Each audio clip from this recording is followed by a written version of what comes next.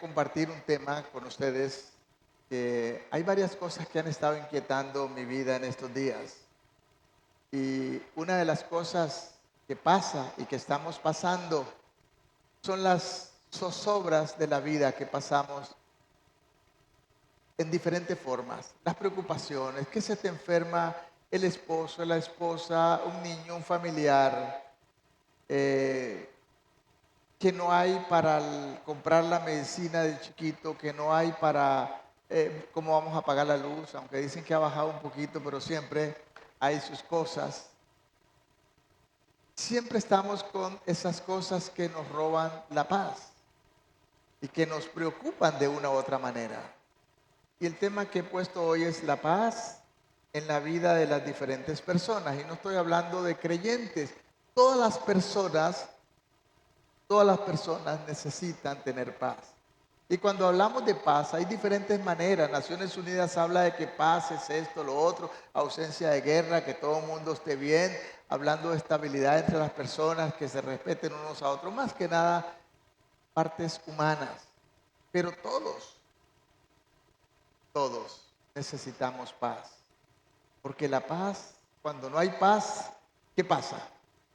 Estamos inquietos, pueden haber un montón de cosas y por no tener paz hay personas hasta que se quitan la vida, ya no tienen, no saben cómo luchar más. Pero ¿qué pensamos nosotros como creyentes de la paz? La Biblia nos habla sobre eso. Y quiero leerles algo que encontré por allí, muy interesante sobre una historia del tiempo pasado y se dice que en un programa de radio en Chicago hace mucho tiempo, el locutor, esto ya no se ve mucho eso, el locutor salió a la calle y salía cada semana para preguntar a la gente, hacer preguntas a la gente, pero en esa semana hizo una pregunta muy interesante y el tema siempre era, ¿qué piensa usted de lo que estamos hablando? Pues él llega y hace la pregunta a la gente que estaba ahí en la línea del ferrocarril, o sea, como nosotros hablábamos antes o en la parada del tren, se sabe que se me confunde, lagar es otra cosa, pero es lo mismo, nada más que en otra, eh, siempre se me queda en la mente. En la parada del ferrocarril, siempre hay mucha gente. Cuando la gente viaja en estos ferrocarriles, hay un montón de gente tratando de abordar. Pues el locutor de radio vino allí y le pregunta a la gente lo siguiente. Escuche bien, ¿quién o qué cree usted que es la esperanza que le queda al mundo? No está diciendo a la iglesia, al mundo. ¿Quién o qué cree usted que es la esperanza que le queda al mundo? La idea era que la gente opinara, micrófono abierto. Si hiciéramos esa pregunta acá, seguramente que tendríamos diferentes ideas, ¿cierto? ¿Qué le espera al mundo? ¿Cuál es la esperanza que el mundo en el que estamos viviendo en nuestro tiempo tiene? ¿Es que hay alguna esperanza? Yo creo que sí. Y un soldado de Nebraska dijo, no lo sé, no tengo ni la menor idea de lo que le espera al mundo y cuál es la esperanza que tiene. Contable respondió, un buen presidente. Bueno, ahora en el tiempo que estamos hablando de eso, ¿no? Un buen presidente que cambie las cosas. Un ingeniero dijo esto, y yo no sé por qué este ingeniero tal vez era creyente o tenía algo espiritual, dijo, un renacer espiritual. Yo no sé si era religioso simplemente, pero se le ocurrió y dijo a la gente un renacer de la espiritualidad. Pero en todos los lugares hay vendedores ambulantes, ¿cierto?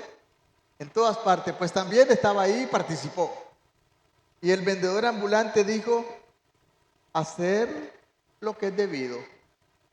Esa es la esperanza que el mundo tiene. Hacer lo que debemos hacer lo que es debido. Un médico canadiense que estaba allí en ese momento en el lugar y varias otras personas que estaban allí dijo, la esperanza que le queda al mundo es la paz. Bueno, seguramente usted diría, claro, necesitamos paz, el problema es cómo la conseguimos. Como pueden ver, la mayoría de los que contestaron no tenían la seguridad de que eso fuera posible, poder tener paz. Yo no sé si usted como iglesia hablamos a veces religiosamente de la paz, pero es que hay paz en su corazón, de veras. O es que lo entendemos, porque entendemos diferente de lo que nosotros entendemos como paz. Jesús en el Sermón del Monte habló de tener paz los que lloran, paz los que sufren. O sea, como que suena raro, porque nosotros pensamos que paz es ausencia de problemas, ausencia de dolor, pero el Señor está viendo de una manera diferente, parece. Una enfermera ya jubilada que estaba allí respondió de la siguiente manera: es una pregunta difícil para mí, así que no sé qué contestar. Bueno, posiblemente fue muy sincera. Un estudiante de derecho que se encontraba también allí volvió a decir como el que dijo antes. Antes alguien dijo que fue el contador un buen presidente. Este dijo un buen gobierno. ¿Necesitamos un buen gobierno para tener paz? Yo no sé. Yo no sé qué piensa usted. Otros estudiantes dijeron educar a la gente. Ahora está de moda hablar, hay que educar a la gente, hay que educar a la gente, hay que educar a la gente. ¿Han escuchado eso en las noticias, en las escuelas? Los especialistas que hablan a veces, que dan consejería, siempre van a decir educar a la gente. Educar a la gente es importante, pero esto trae paz. Muchos educados no tienen paz. Y luego estaba ahí también un informático. Todos sabemos que eso es informático, ¿no? Los que trabajan en las computadoras, en los programas y toda esa cosa. El mundo está caminando ahorita en base a la informática. Así que, ¿qué se les ocurre que la informática podría decir? Bueno, posiblemente la tecnología y qué sé yo. Sin embargo, no dijo eso. Él dijo, necesitamos a Dios. Él hizo el mundo, Él lo mantendrá en marcha. En otras palabras, ese es problema de Dios. Bueno, parece que era bastante lógico, ¿verdad? La culpa es del Señor. Él verá cómo arregla las cosas. Pero era la parada del tren, la estación del tren. Allá hay empleados del ferrocarril. Pues también un empleado del ferrocarril que estaba y se le ocurrió decir algo. Mucha gente decía otras cosas. Y este tal vez dio la palabra, la respuesta más correcta. Y dijo, la esperanza del mundo es que las personas se hagan todos y todas hermanos en Cristo, creyentes y creyentes del Señor Jesucristo. Nos parece que esta es la verdad, pero ¿lo entendemos todos a veces? A veces en la iglesia, a veces no hay paz en la vida de ciertas personas. ¿Recuerdan lo que pasó con el profeta Elías después de un gran milagro? No tenía paz.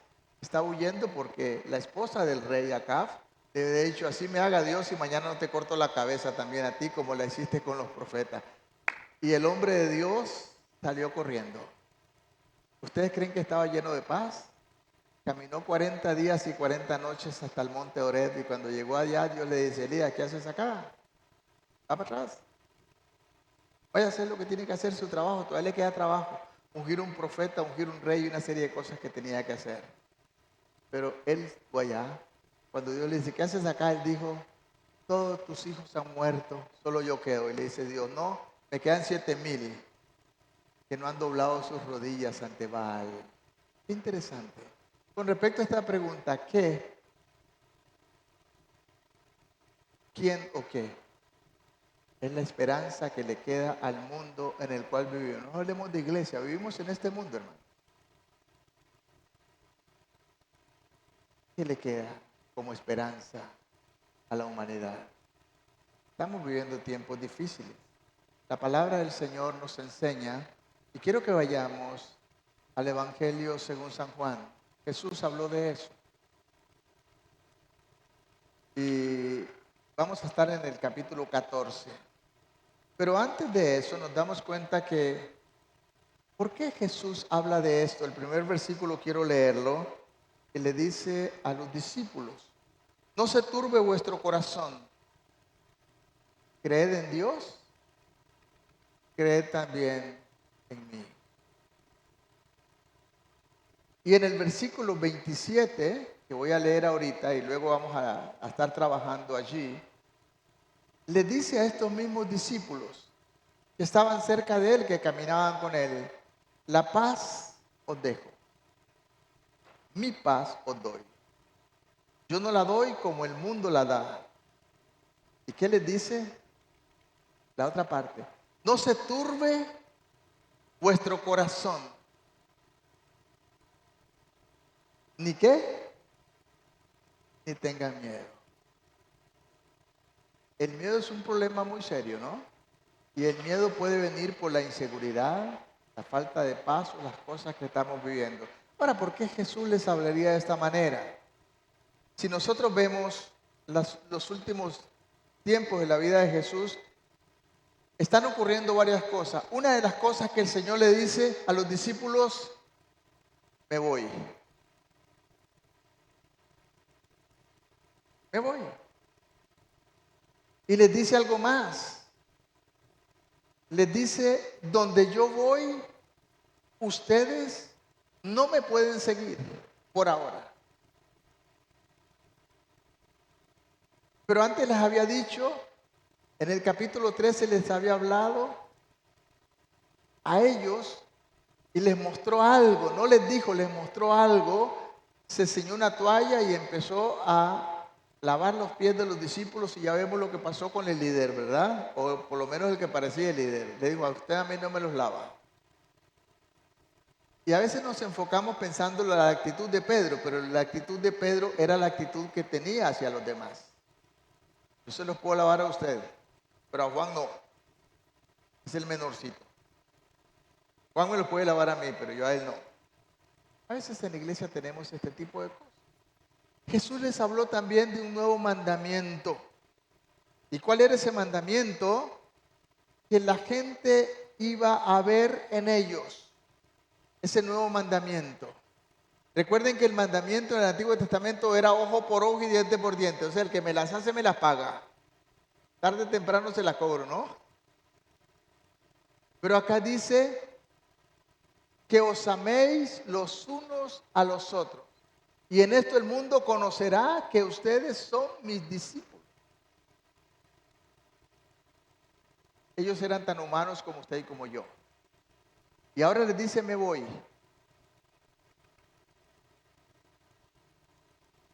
Y dice en el versículo 36 del capítulo 13, Pedro le dijo, Señor, ¿a dónde vas? Y Jesús le responde, a donde yo voy, no me pueden seguir ahora, mas me seguirán después. Parece que el Señor Jesús no siempre les explicaba todas las cosas. Sin embargo, recordemos que cuando Jesús muere en la cruz del Calvario, resucita al tercer día. Y se queda 40 días acá en la tierra.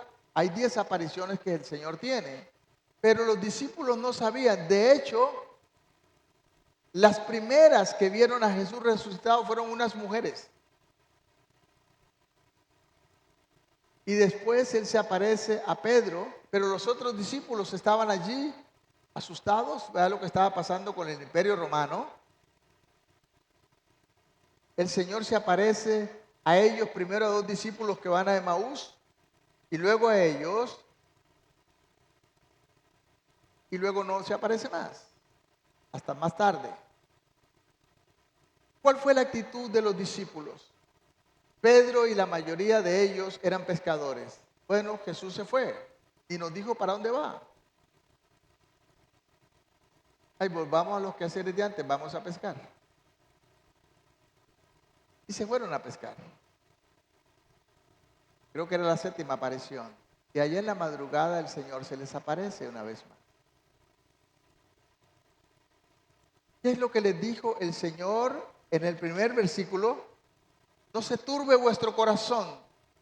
Creéis en Dios, creed también en mí. Hay cosas que dice la palabra, hay cosas que no entendemos ahora, pero las entenderemos después. Amén. A veces queremos en el tiempo que vivimos entenderlo todo así, pero rápidamente. Nosotros caminamos por fe, ni por vista, ni por lógica. Caminamos por fe. Y la fe es la cosa más rara que nosotros podemos entender. Porque la fe no tiene ninguna lógica.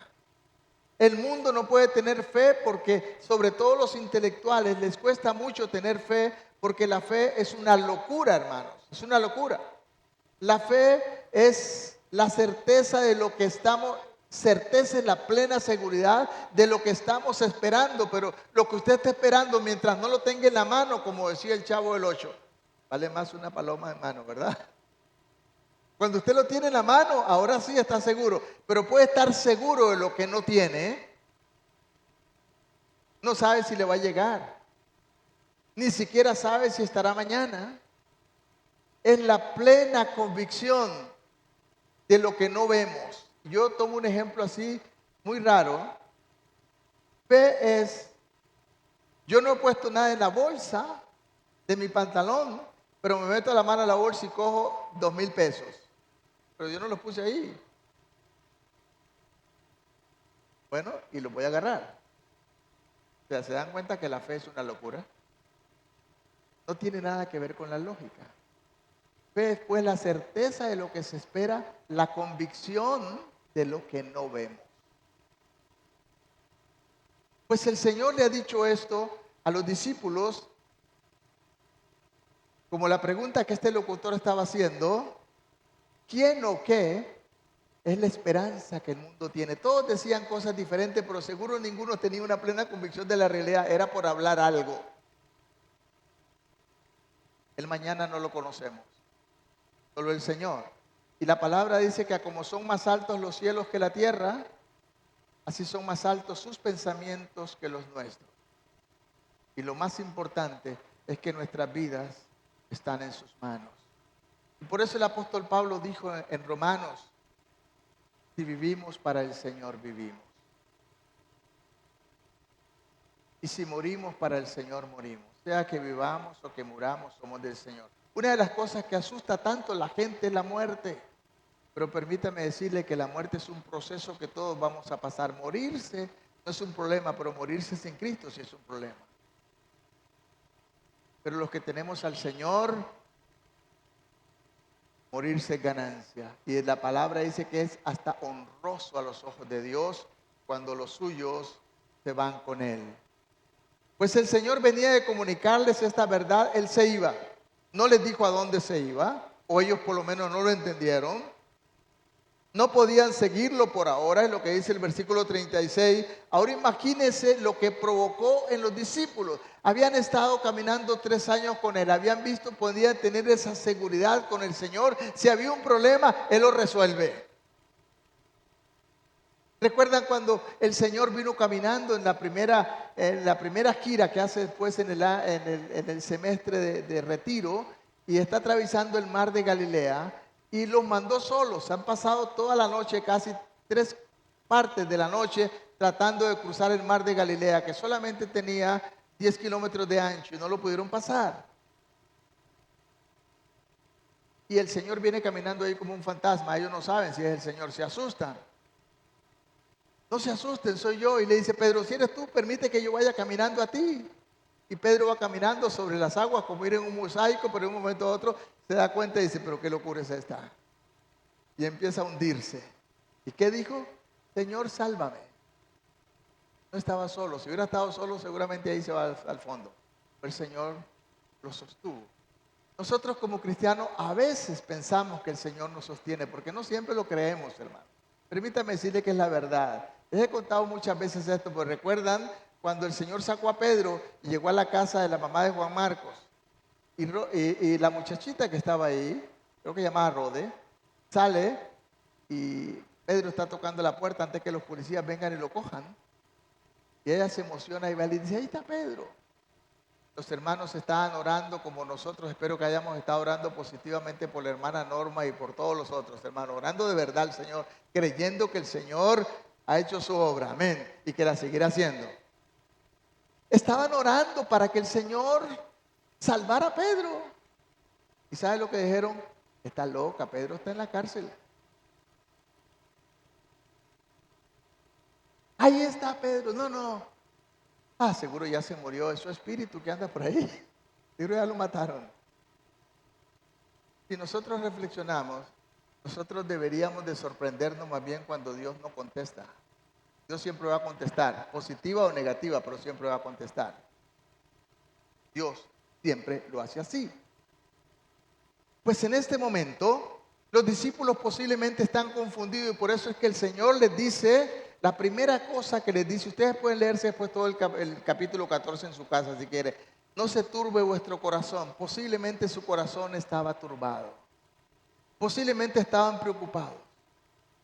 No sabían y a veces ni se atrevían a decirle, explíquenos directamente qué es lo que va a pasar. La paz posiblemente se les había ido. Pero lo que tenemos que entender, amados hermanos, que a pesar de las circunstancias, la paz que Cristo da a sus hijos no es la paz que el mundo da supuestamente a la gente. La paz del mundo y la paz del Señor no es la misma cosa. Son cosas totalmente diferentes. Ni tampoco la manera en que la gente la entiende. Si ustedes ven el Sermón del Monte, Jesús les dice que tengan paz cuando están llorando. Que tengan paz cuando alguien los persigue. Que tengan mucha paz cuando lo ponen en la cárcel por la causa de Cristo, no porque se robó algo. ¿Recuerdan a Pablo y a Silas en la cárcel, bien apaleados en Filipos, porque le sacaron un demonio a una muchacha que adivinaba ahí y los dueños los acusaron y estaban en la cárcel? ¿Qué estaban haciendo? ¿Tenían paz? Sí, estaban cantando himnos al Señor, posiblemente sangrando de sus heridas. Recuerdan que cuando le daban unos latigazos a alguna gente les abrían la espalda terriblemente. Y estaban ahí cantando al Señor, orando, alabando al Señor y los otros presos les escuchan. Pues es esta actitud la que hace que el poder de Dios se mueva. Amén. Es esta fe la que hace que la mano de Dios se mueva. Alguien podía estar diciendo, Señor, te andamos sirviendo, andamos trabajando para ti, no tuviste cuidado de nosotros, mira lo que nos hicieron, ahora en orar quiero. Estaban orando y alabando al Señor, porque la paz que da Cristo no es la misma paz que el mundo da, hermano. Aún en medio del sufrimiento, en medio del dolor, en medio de la situación más difícil que usted pueda estar pasando, tiene paz. Aún cuando se te muere el ser amado, duele, hermano, perder un ser amado. Pero usted puede tener esa paz interna cuando sabe sobre todo que su ser amado está con el Señor ahora. Amén. Los que han perdido sus seres amados se dan cuenta. Puede entender eso. Cuando mamá se fue, me dolió. Pero también había un gozo por dentro. Sabía que ella se fue con el Señor. Y estaba ya ahora en su presencia. La paz del mundo, hermanos, es superficial. Cuando usted o la gente que está por ahí dice que pegó la lotería, dice que tiene mucha paz. Pero cuando le roban la plata del banco que le dieron, como que se le va la paz. Fue superficial, ¿no? Se acabó la paz. Es temporal, depende de las circunstancias. La paz que da Cristo permanece porque está profundamente arraigada en el corazón de los seres humanos. Está arraigada en el corazón del ser humano, en la profundidad. Satisface y permanece, dice la Biblia, para siempre. Hermano, recuerde esto, la paz del Señor permanece para siempre en tu corazón. No importa la circunstancia que estés pasando, la paz del Señor permanecerá si tienes al Señor en el corazón. Amén. El mundo ofrece una paz a través de las cosas externas, de lo que vemos, de lo que tenemos, de lo que logramos. Pero la paz que da Cristo no es externa, mora en el corazón. Por eso la gente no puede entender por qué alguien que está pasando una situación difícil está tranquilo. Es la paz del Señor. Fue lo que le dijo a los discípulos: no se turbe vuestro corazón, ni tengáis miedo. Si ustedes han creído en Dios, crean en mí, dijo Jesús. Nosotros como creyentes creemos en el Señor, pues creamos la palabra que se encarnó, que se llama Jesucristo y habitó entre nosotros en el tiempo pasado, pero hoy vive en tu corazón a través del Espíritu Santo. Amén. Que es el que te da la paz. La segunda cosa que vemos ahí, los psicólogos a menudo nos están hablando de paz. Cuando usted va, ¿cuántas veces no sé ha estado con un psicólogo? Y te echan toda una hablada, ¿no? De hecho, los psicólogos, si usted va donde un psicólogo y se cierra la boca y no habla, no te puede ayudar. Porque el psicólogo quiere escucharte, para aconsejarte, para guiarte, para decirte. Pero ¿sabe una cosa? Yo he tenido algunos psicólogos de administración y aún sacándole demonios. Porque la paz del corazón solamente Cristo la da. Amén. Solamente Cristo la da.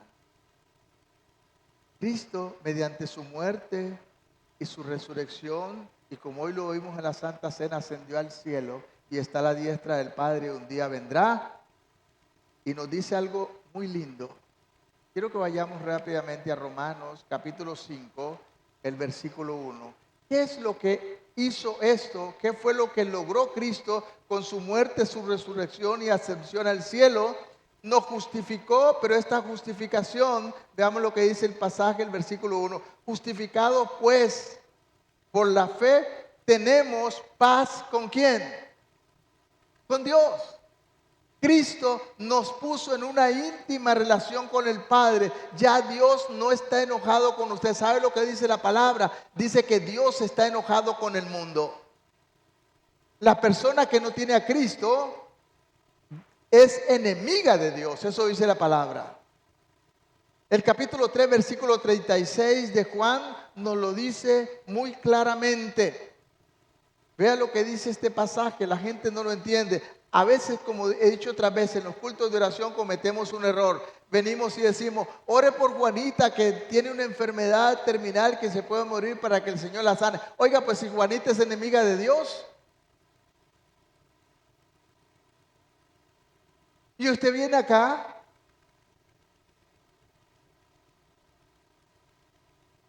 ya le doy el pasaje porque usted va a decir: ¿cómo dice eso?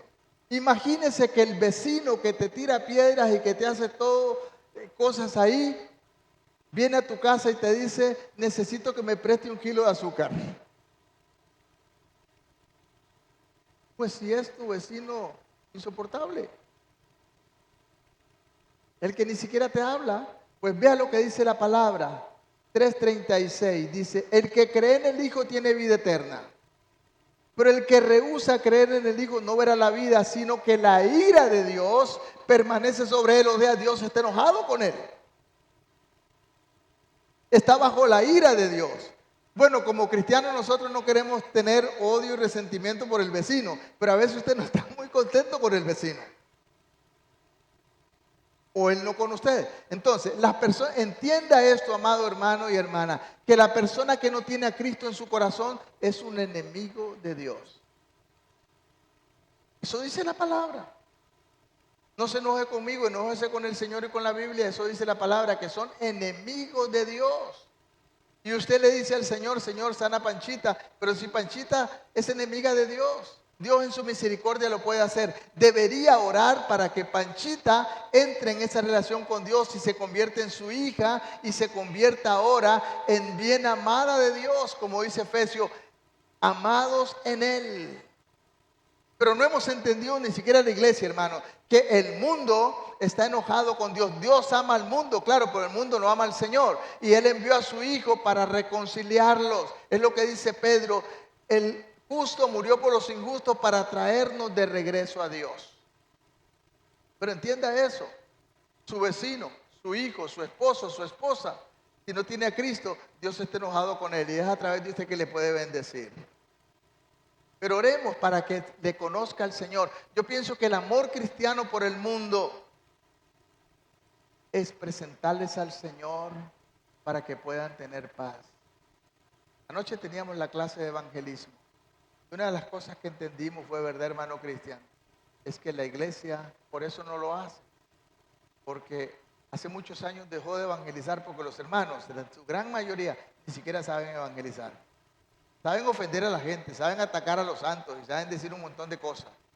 Es apologética, pero eso es atacar la fe de alguien. Eso no es evangelizar. Evangelizar es buenas nuevas, buenas noticias. Es el evangelium, esto, la buena noticia que vino de Dios al mundo. ¿Sabe cuál es la buena noticia de Dios? Que por cuanto todos pecaron están separados de Dios, pero en Cristo podemos ser sus hijos, sus amigos, y como iglesia se nos ha dado el ministerio de la reconciliación, reconciliados con Dios, 2 Corintios capítulo. Volver al Señor. Amén. Eso es lo que la palabra nos enseña. Filipenses capítulo 4, versículo 4 al 7. Nos habla de esta cosa linda que el Señor hace y que quiere hacer a través de sus hijos por el Espíritu Santo, trayendo esa paz. 4:4 dice, regocijaos en el Señor siempre, otra vez digo, regocijaos. Vuestra gentileza sea conocida, vuestra gentileza o vuestro cambio, vuestra transformación que el Señor ha hecho, sea conocida por todos los hombres, las personas que te rodean y puedan verte. Conocida por todos los hombres, el Señor está cerca. Y luego sigue diciendo el 6, por nada estéis afanosos, si no sean conocidas vuestras peticiones delante de Dios en toda oración y ruego y acción de gracia. Pero me gusta lo que dice el 7. Y la paz de Dios que sobrepasa todo entendimiento, lo que podemos entender en nuestras vidas, guarde vuestros corazones y vuestros pensamientos en Cristo Jesús. La paz de Dios, amado hermano, esta paz con Dios que dice Romanos capítulo 5, versículo 1, esta paz que Cristo nos dio, nos metió en esa reconciliación con Dios, quitó las enemistades que habían entre Dios y usted. Porque Dios está enemistado con el pecado, y si usted tiene el pecado, pues está enojado con Dios. Dice que cuando Cristo estaba cargando con los pecados suyos y míos, Isaías 59:2 dice que Dios apartó el rostro para no mirarlo, porque estaba mirando la perversión suya y mía sobre su cuerpo. Pero en Cristo ahora hemos sido reconciliados y tenemos paz con Dios. Qué lindo cuando usted tiene paz con su vecino, con su esposo, con su esposa, con sus hijos, con las personas más cercanas. Hay ausencia de resentimientos, ausencia de problemas, hay paz. Mucha gente, hermanos, están enfermos, lo que la psicología llama hoy psicosomáticos. Muchas personas están enfermos y los seguros están llenos de eso. Y los mayores problemas que tienen son problemas emocionales. Y eso se traduce en enfermedades del cuerpo. Pero cuando vienes con el Señor y estás en paz con el Señor, aún tu cuerpo se sana. Bendito sea el nombre de Cristo. Aquí el apóstol nos da un bosquejo en esto, de cómo el creyente puede encontrar paz con Dios. La primera cosa dice, regocijaos, gócense, alégrense. Esa alegría solamente la da el Señor, no es cosa fingida, hermano. Cuando el Espíritu Santo está en usted y usted empieza a leer la palabra, empieza a buscar del Señor. ¿Sabe una cosa? Hay veces tengo momentos difíciles, pero los momentos más lindos es cuando llego a la oficina, pongo una música y empiezo a meditar, y cuando me doy cuenta estoy llorando, cosas tremendas que pasan, y eso produce una tremenda paz. Porque cuando salgo de ahí hay un montón de cosas. A veces pasa a la persona, ahí hay una persona que ustedes conocen y depende, si no le doy plata me madrea todo.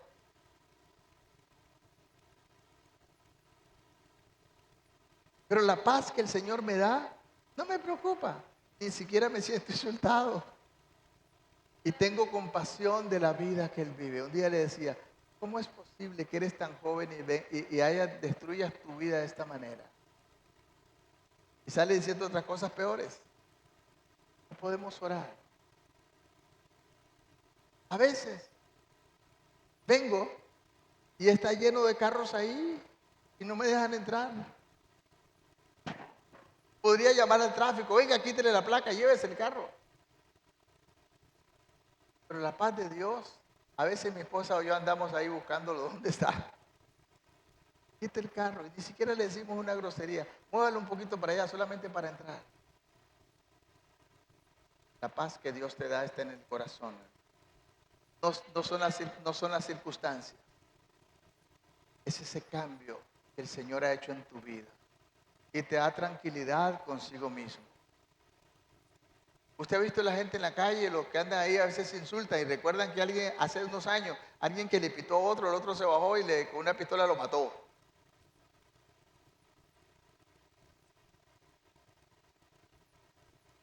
Es lo que el mundo hace, porque el mundo no tiene paz. La paz que el mundo ofrece es transitoria, es temporal. Pero la paz que el Señor ofrece es eterna. Por eso le dijo a los discípulos, mi paz os dejo, mi paz os doy. Y les fue claro, yo no la doy como la del mundo. La paz del mundo no es verdadera paz.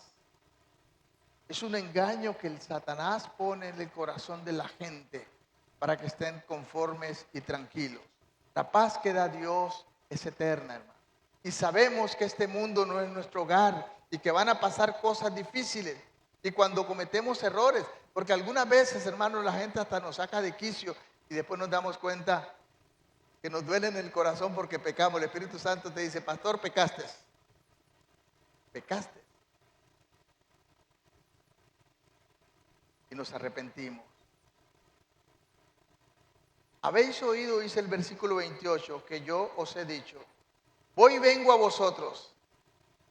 Si me amareis, os habría regocijado, porque he dicho, voy al Padre, porque el Padre es mayor que yo. Yo quiero que pensemos un momentito en esta palabra que está diciendo el Señor a sus discípulos que estaban con Él.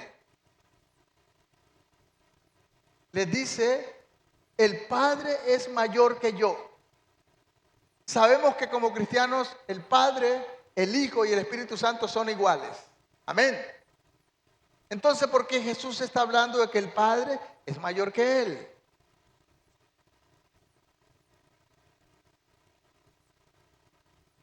Interesante, pensemos en esto. Eso dice el versículo 28. Voy al Padre porque el Padre es mayor que yo.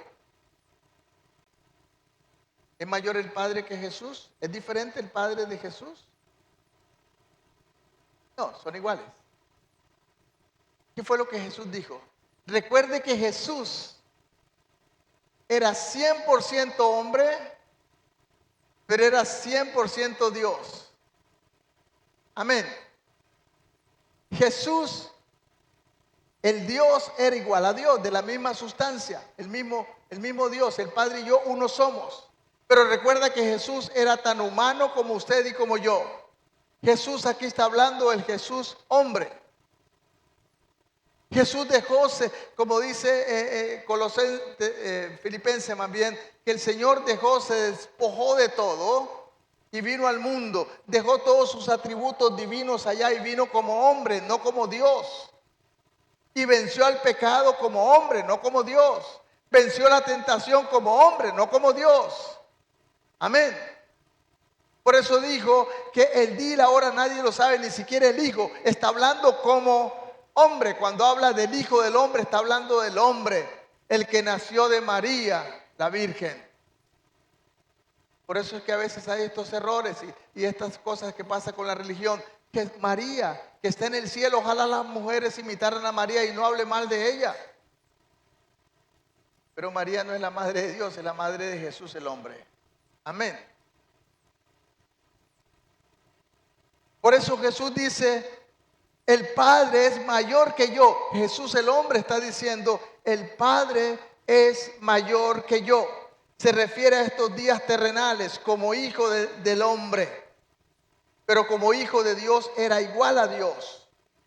Tenía un cuerpo humano como el suyo y como el mío. Sintió hambre, sintió dolor, sintió sed, sintió tristeza, lloró. A veces la gente decimos, bueno, pero es que Jesús era Jesús. Es una excusa. Jesús venció la tentación y el pecado con las mismas armas que usted y yo tenemos, el Espíritu de Dios y la palabra de Dios. Jesús no te pide hacer nada que Él no hizo.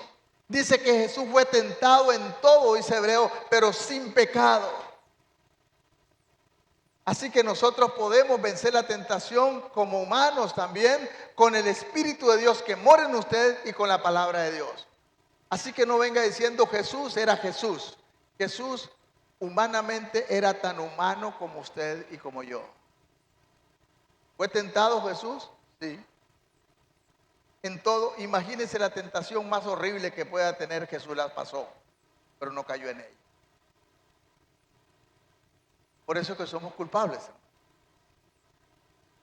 Y todavía cuando Eva pecó no tenía el Espíritu Santo, aunque estaba en otra dimensión. El pecado no había entrado en el mundo. Pero nosotros tenemos el chip del pecado, gracias a eso, incorporado.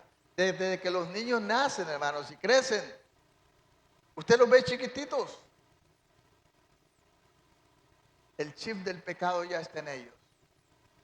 Nada más dígale a un niño no toque para que vea que ya lo pusiste mal. Nada más te mira a ti, mira la cosa. Te mira a ti, apenas te descuida, allá va.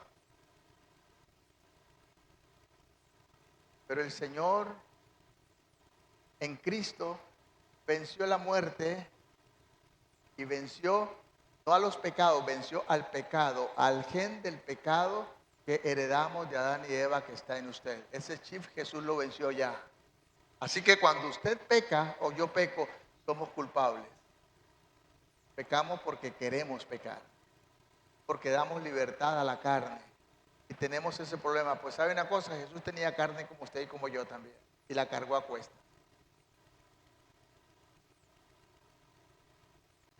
En el capítulo 14 de Juan, si volvemos una vez más donde estábamos allí, vea lo que dice el versículo 10. Bendito sea el nombre del Señor. Que entendamos esta paz que solamente Cristo puede dar, que ha sido enraizada, arraigada en nuestro corazón. Es una pregunta. ¿No crees que yo soy en el Padre y el Padre en mí? Las palabras que yo os hablo, no las hablo de mi propia cuenta, sino que el Padre que mora en mí, Él hace las obras. Y dice el versículo 24 también del mismo pasaje, del mismo capítulo, de la siguiente manera: el que no me ama, no guarda mis palabras, y las palabras que habéis oído, no es mía, sino el Padre que me envió. Pero vea qué interesante. Jesús dice que Él amaba al Padre. Usted y yo pecamos, ¿sabe por qué? Porque no le amamos.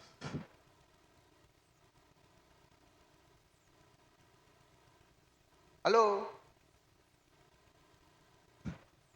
Hay momentos en que dejamos de amarle.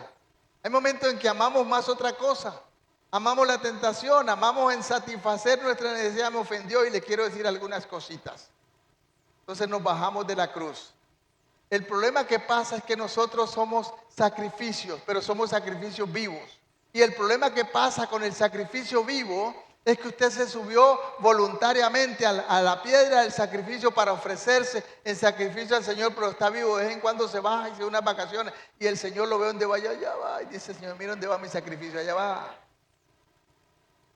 Corriendo al pecado. Y después regresa cansado: Señor, aquí está tu sacrificio. Qué triste. Es lo que la palabra nos enseña. Vea lo que dice el pasaje. El que no me ama, no guarda mis palabras. ¿Quiénes son los que no guardan las palabras? Jesús lo dijo: el que no me ama. Entonces, cuando usted y yo no guardamos la palabra del Señor, no me venga con cuento, usted no está amando a Jesús en ese momento. Si tiene que enojarse con alguien, enojese con el Señor y con la palabra. Fue el que lo dijo. Yo no solo estoy repitiendo lo que Él dijo. ¿Y qué sigue diciendo? La palabra que habéis oído no es mía, sino del Padre. La palabra que les estoy diciendo, hermano, no es mía, es de Jesús. ¿Quién es el que dice que no le amamos? El Señor. a veces, algunas veces me doy cuenta, hermano, aún siendo el pastor, algunas veces me doy cuenta que no amo tanto al Señor. Una vez más, y lo he dicho muchas veces, la vida cristiana, hermanos, es imposible sin la ayuda de Dios, sin la ayuda del Espíritu Santo. Así que necesitamos depender de Él cada día. No piense que usted puede. La vida cristiana es imposible sin la ayuda del Señor. Amén. Sin el Espíritu Santo que te esté guiando. Eso es lo que Jesús dijo. La cuarta cosa que vemos aquí es que Cristo, al morir en la cruz y volver al cielo, derrotó a Satanás completamente. El versículo 30, ahí donde estamos en el pasaje. Dice de la siguiente manera: no hablaré ya mucho con vosotros, porque viene el príncipe de este mundo, y él nada tiene que ver en mí. Para que el mundo conozca que el amor del Padre, y como el Padre me mandó, así hago. Levantaos y vámonos de acá. ¿Qué dijo Jesús? Yo no tengo ninguna relación con Satanás, ni quiero tenerla. Por eso es que Santiago, lleno del Espíritu Santo, dice en Santiago 4:4: oh almas adúlteras, ¿no sabéis que la amistad con el mundo es enemistad contra Dios? Cualquiera pues que quiere convertirse en amigo del mundo, escuche bien, se convierte en enemigo de Dios. Yo pienso que los cristianos no somos amigos del mundo. Amén. No, no lo somos, hermano. No lo somos. Si alguien acá quiere constituirse en amigo del mundo, en todo lo que el mundo hace, se convierte en enemigo de Dios. Alguien dijo una vez en la predicación: el problema es que la moda es lo que incomoda. A veces nos mueve. El mundo nos mantiene continuamente, y sobre todo a los jóvenes. Les ofrece cada día. Yo creo que los pobres jóvenes tienen cosas más duras que nosotros. Ya nosotros pasamos por ese camino, ¿no? Pero los jóvenes están siendo bombardeados cada vez con cosas más difíciles. Hermanos, oremos por los jóvenes. Necesitan una doble porción del Espíritu de Dios para mantenerse firmes. Cada día el diablo les bombardea. Yo admiro a los jóvenes cristianos que se mantienen firmes. Son realmente valientes. Y quiere que le diga una cosa: la tentación de ellos que es parecida, pero en el tiempo de nosotros no teníamos tantas cosas. No teníamos tantas, ¿cierto, hermana? No teníamos tantas. Pero ahora hay tantas cosas que los vuelve locos.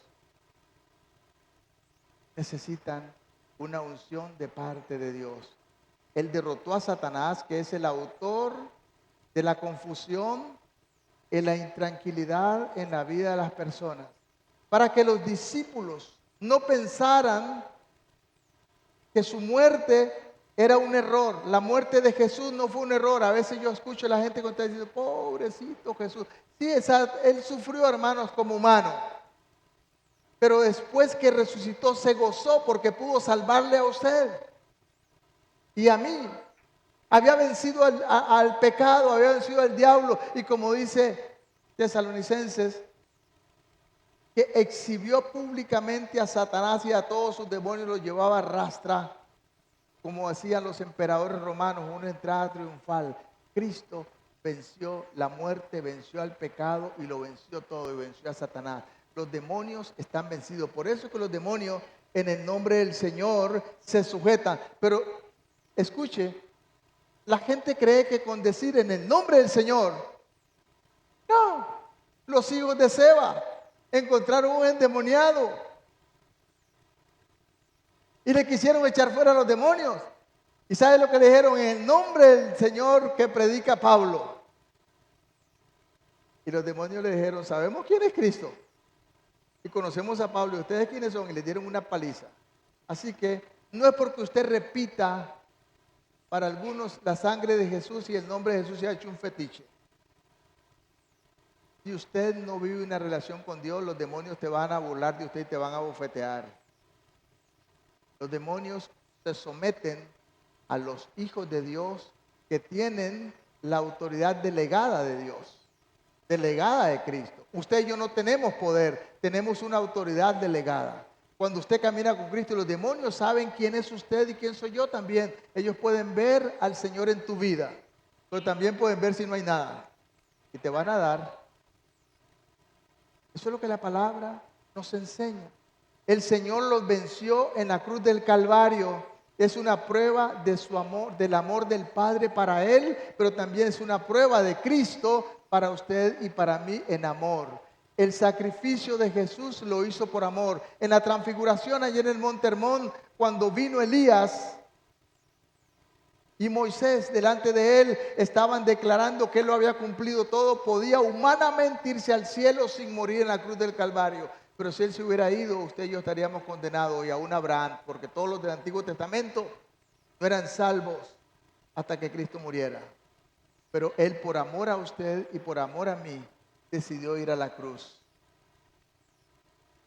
para salvarte. Amén. Decidió ir a la cruz. Así que el sacrificio de Jesús es el amor más grande que pudo darse por la humanidad, por usted y por mí. Así que deje de hablar del pobrecito de Jesús. Hable del pobrecito de usted. Jesús lo hizo gustoso, con mucho amor, aunque le dolió. El mayor placer que recibió fue salvarte. Como dice Pablo, de la esposa que está sufriendo el dolor de parto. Y cuando nace el bebé, se goza, se regocija, está feliz, ya ni se acuerda. Jesús ya ni se acuerda de eso. Jesús está feliz de haberte salvado, amado hermano, de haberle salvado a usted y a mí, y que pueda tener esa paz que el mundo no da, esa paz que Cristo da, esa paz que el mundo, por no entenderlo, lo necesita. Pero usted y yo tenemos la llave. Abre tu boca y predica la palabra del Señor. Porque cuando esas personas entran en esa relación con Dios, van a tener esa paz que el mundo no da. Solamente el Señor. Bendito sea el nombre del Señor. Y el último punto que quiero tocar es que el consuelo del Señor a los suyos. A través de este capítulo, si usted lo lee luego en su casa, observe cuán tiernamente Cristo procura consolar a los suyos. Procura consolarlos. ¿Cómo? No se turbe vuestro corazón. Estas palabras son profundas el día de hoy.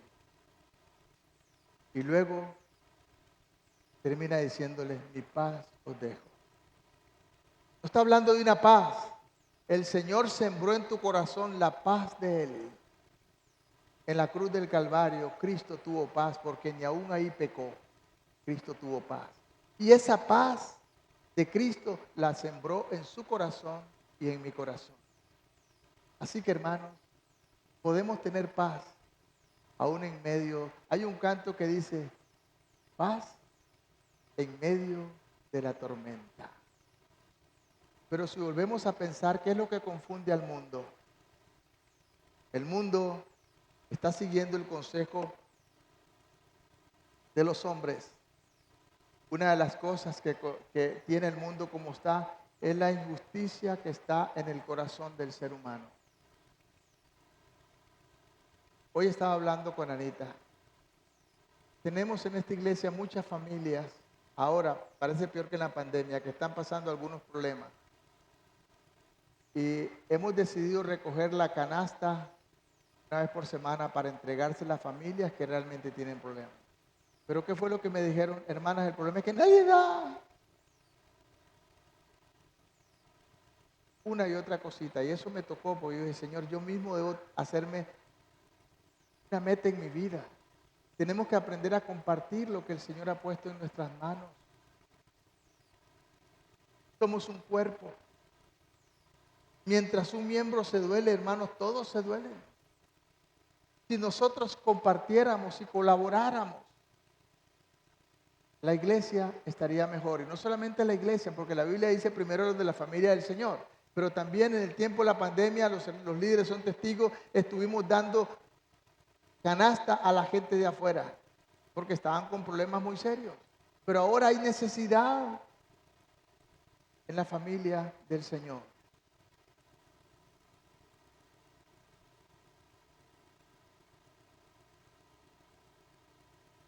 A veces, cierto que hay gente que se aprovecha y quiere aprovecharse de otros, pero eso es problema de ellos delante del Señor. Lo que usted lo da, se lo da el Señor.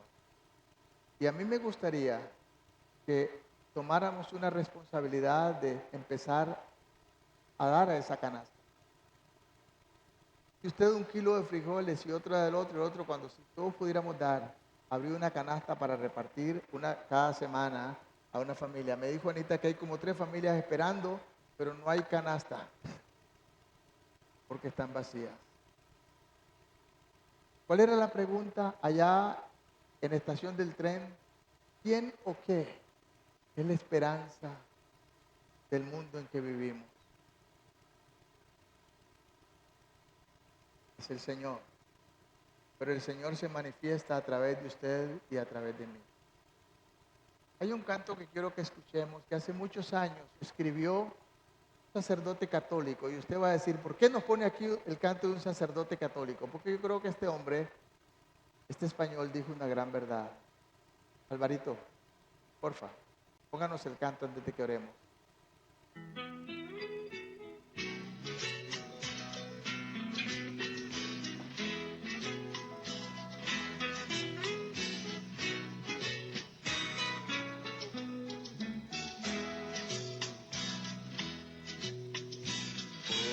Pedazo de pan y por un poco de vino, yo he visto a más de un hermano abandonar su camino por un pedazo de pan y por un poco de vino.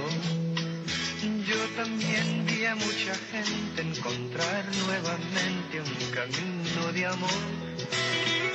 Yo también vi a mucha gente volver nuevamente al encuentro con Dios. Por un pedazo de pan, por un poco de vino.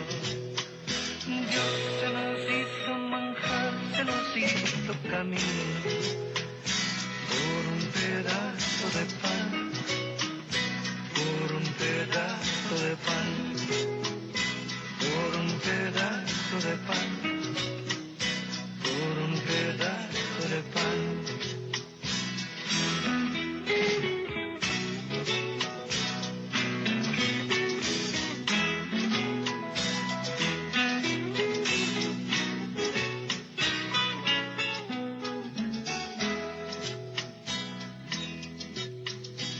Al no tener vino y pan y por faltarle comida, yo vi a más que un hermano amargado de la vida y por no dar de su pan y por no dar de su vino, he visto a más de un creyente perder de repente el sentido moral.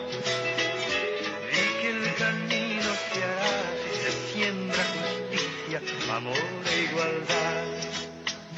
Por un pedazo de pan, por un poco de vino, Dios se nos hizo manjar, se nos hizo camino. Por un pedazo de pan, por un pedazo de pan, por un pedazo de pan, por un pedazo de pan.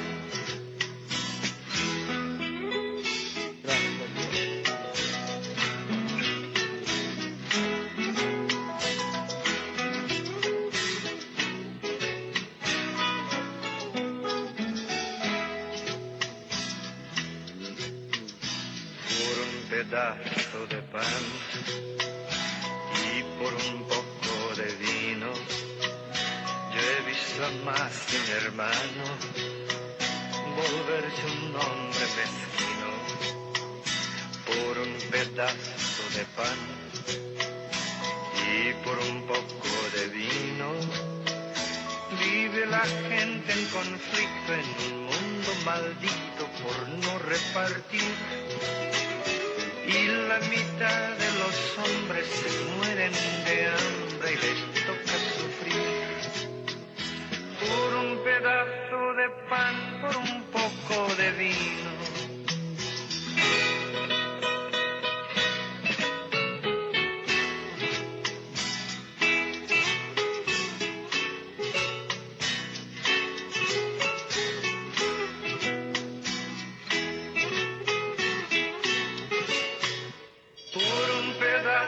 de pan por un poco de vino. Dios se nos hizo manjar, se nos hizo camino por un pedazo de pan, por un pedazo de pan, por un pedazo de pan, por un pedazo de pan.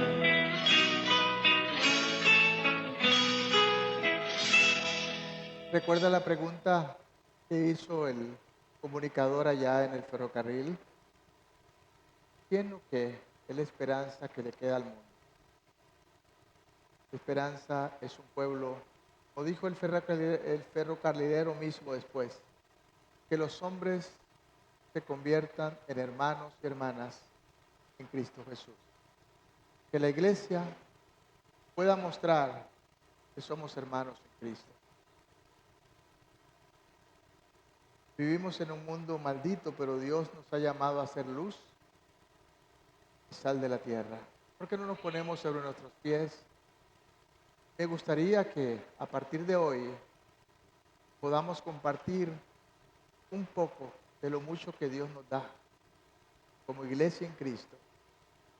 Es Dios quien bendice. La bendición de Dios es la que enriquece y no añade tristeza con ella. Pero hay mucha gente, aún hermanos, que están sufriendo hoy y que nosotros podemos ser parte. Podemos ser parte, una pequeña parte para mitigar su sufrimiento. Mi paz os dejo, dijo el Señor, mi paz os doy.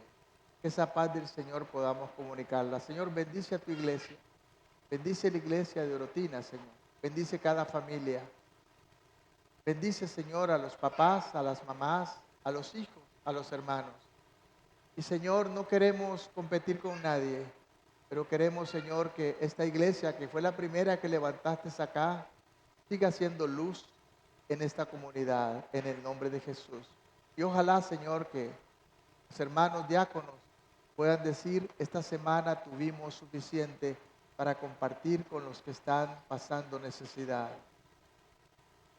Que no nos convirtamos en personas mezquinas por un simple pedazo de pan y algo para tomar.